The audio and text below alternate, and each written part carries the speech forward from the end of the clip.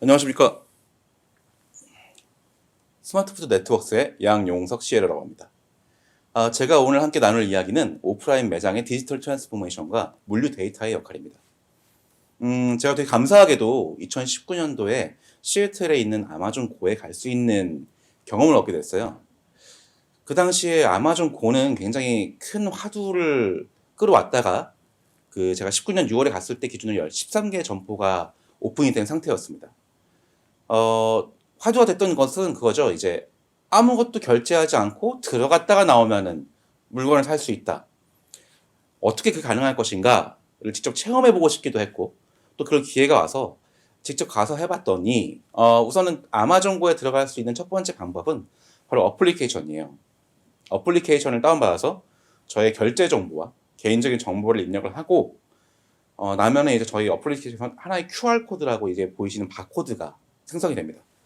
이 바코드를 기반으로 그 아마존고 매장에 들어가게 되면 그 바코드 QR을 읽는 조그만 리더가 있어요. 거기에 바코드를 읽고 들어가는 순간부터 여러분의 쇼핑의 전이가 시작되는 것입니다. 가서 여러 가지 상품들이 있습니다. 처음에 아마존고도 저도 가서 직접 얘기를 들어보니 원래는 이게 매장을 만들려고 했던 게 아니라 그 아마존이 홀푸드를 인수하면서 거기에 있는 그 신선 상품에 대한 검수를 하다가 이미지 체크 기능을 가지고 이거를 매장에 이용하면 우리가 사람이 없는 매장을 만들 수 있지 않을까? 또 여기 있는 다양한 쇼핑의 경험을 디지털화해서 소유할 수 있지 않을까? 우리가 이제 온라인에서 오프라인으로 더 나아갈 수 있지 않을까라는 다양한 가설을 세우고 실험적인 첫 번째 점포였던 거예요. 그래서 실제로 지금 이 아마존고 외에도 홀푸드라든지 또는 아마존 포스터라든지 또 아마존 부스라든지 다양한 것들이 이제 진출했죠. 아마존에서 가장 평점이 높은 책들을 모아서 아마존 부스도 만들었고, 또 아마존에서 평점 4.0이 이상 되는 상품들을 모아서 만드는 아마존 포스터라는 점포도 열었고요. 근데 이 아마존고는 정말 좀 다른 영역이긴 합니다. 왜냐하면 고객들의 구매나 행태를 습관을 디지털화해서 이 경험들을 쌓고 이거를 다시 오프라인 점포를 확장하는 데 집중하여서 제가 기억하기로는 당시에 점점 평수를 줄이고 있어요. 왜냐하면 굉장히 많은 센서들이 들어가거든요. 이미징 센서라고 이 사람이 모션 캡처하는, 비전 센서라고 하는 사람이 움직이는 모습을 캡처하는 그 센서들, 카메라들, 그다음에 각각의 매대에 있는 웨이 센서, 또 중량 센서들, 굉장히 많은 비용이 들어가기 때문에 그 매장을 넓히면 넓힐수록 더 투자 비용이 너무 큰 겁니다. 그래서 매장은 최소화하고 대신 상품들을 고객이 잘 사는, 잘 먹는 상품들만 선별해서 두어서 점점 SK를 줄여가지고 특화된 매장을 구성 중에 있습니다.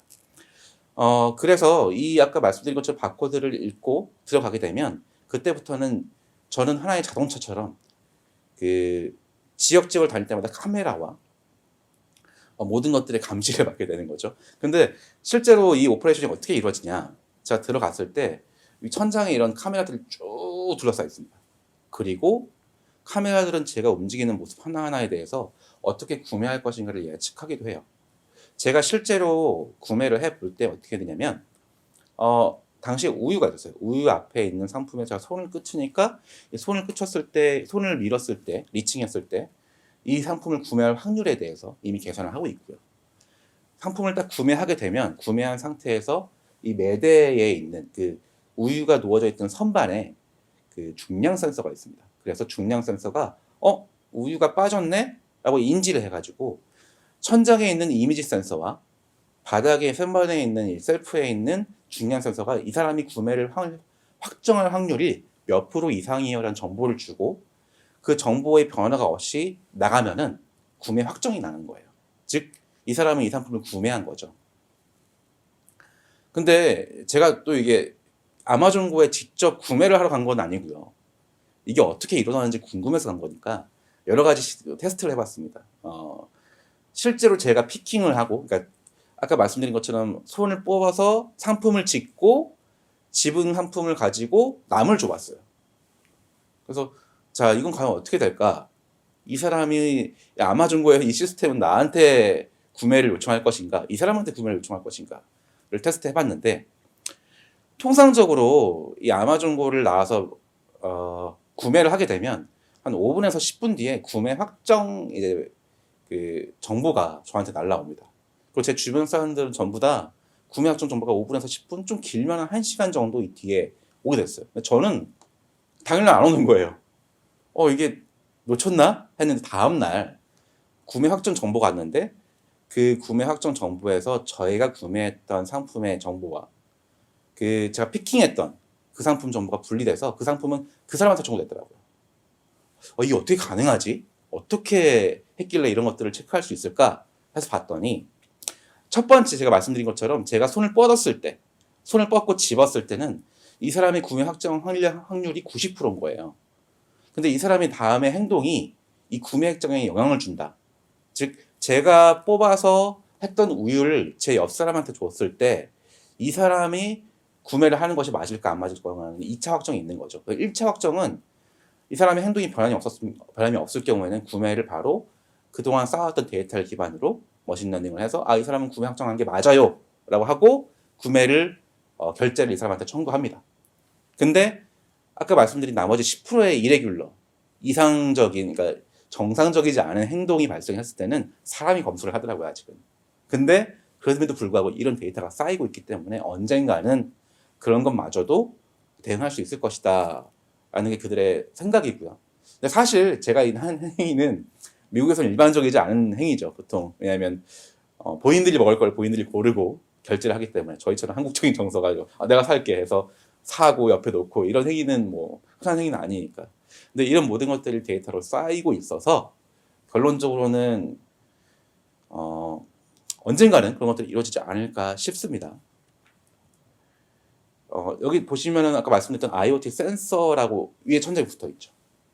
그래서 천장에 붙어 있는 비전 센서, 그다음에 카메라 센서, 카메라 비전이랑 비슷한 얘기긴 하지만 뭐 여러 가지 센서들이 사람의 행위를 다 체크하고 있고요. 매대에 진열되어 있는 이 웨잉 센서, 그 중량 센서가 상품이 빠져나갔을 때의 정보를 가지고 처리를 하게 되어 있습니다.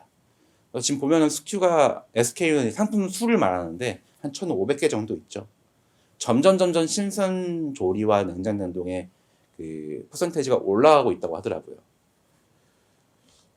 그래서 이 아마존고에서 생성되는 데이터가 어떤 의미가 있냐? 오프라인에서 생성되는 새로운 고객 데이터가 이 아마존의 향후 비즈니스에 어떤 영향을 미칠 것인가? 제가 생각을 해봤는데요. 솔직히 사용 후 소감은 굉장히 편리합니다. 불편함이 없어요. 그냥 찍고 들어가서 아무 생각 없이 찍고 거기에 있는 봉투에 물건을 담고 나오면 됩니다. 나중에 결제가 떠요. 그 다음에 또 비즈니스 모델로 제가 그 아마존을 담당하신 오픈하신 멤버한테 물어봤어요. 이게 비즈니스로서 가치가 있다고 느끼십니까? 했더니 저희는 비즈니스를 하고 있는 게 아닙니다. 실험을 하고 있습니다. 라고 하더라고요. 쌓여있는 이 데이터들이 결국 다른 비즈니스를 창출할 거라 믿고 지속적인 실험을 하고 있다. 근데 손익도 점점 좋아지고 있다라는 말을 들었습니다. 결국 이 무인 매장이 진짜 무인 매장일까? 아니에요. 왜냐하면 상품이 빌 때마다 뒤에서 보충이라는 걸 하거든요. 뭐 조리식품도 보시면은 직접 조리해서 뒤에서 빈 상품들을 다시 채워넣고 하기 때문에 결국은 사람의 행위가 들어가고 결제라는 행위만 결국 빠져 있는 거지만 더 나아가서 나중에는 이런 모든 정보들이 쌓여서 어느 정도 구매될 거라는 포캐스팅까지 가능하고 그 이후에 이 보충의 영향을 점점 줄어들면서 사람의 업무할 영향이 점점 줄어들겠죠. 근데 아마존은 결국 무인 매장이 아닙니다. 그 인력 및 기술을 효율적으로 활용해서 새로운 고객에게 새로운 경험을 제공하는 게 그 경험을 학습으로 데이터를 쌓는 게 목적이고요. 그래서 아마존고는 사무 업무 모델로 그 오피스 밀집 지역에 다양한 테스트를 진행 중이고 전문형 슈퍼나 대형 편의점로 이제 확장을 하지 않을까. 나중에 제 개인적인 생각이긴 한데요. 그 미국에 가면은 각각의 주유소에 이런 편의점 하나씩 있지 않습니까? 그런 거는 아마존고가 아마 다 대응할 수 있지 않을까라는 조심스러운 그런 생각을 해봅니다. 그리고 무엇보다 중요한 건 이런 것들이 구현될 수 있었던 건 실행력이죠.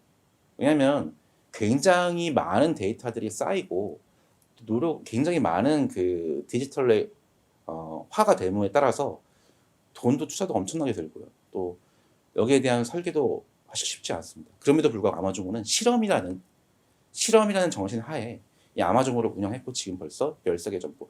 제가 알기로는 그 뒤로 확장을 한 걸로 알기 때문에 더 많은 점포가 운영되고 있을 건데요. 이런 아마존 고처럼 이제 사람이 하던 행위를 시스템이 대행하는 그런 오프라인 점포들이 하나둘씩 결국은 확장이 될 거라고 생각합니다. 네, 결국 아마존 고는 실험실과 같습니다. 실험실이라 함이 물론 아마존이나 워낙에 큰 회사이기 때문에 이런 실험이 가능한 걸 수도 있는데요. 이런 실험을 통해서 얻는 데이터들이 결국 아마존을 또 다른 더 이상 그 비즈니스 대상이 차보기 힘들 만큼 강력한 회사로 성장시키지 않는가 싶습니다. 네, 여기까지 들어주셔서 감사합니다.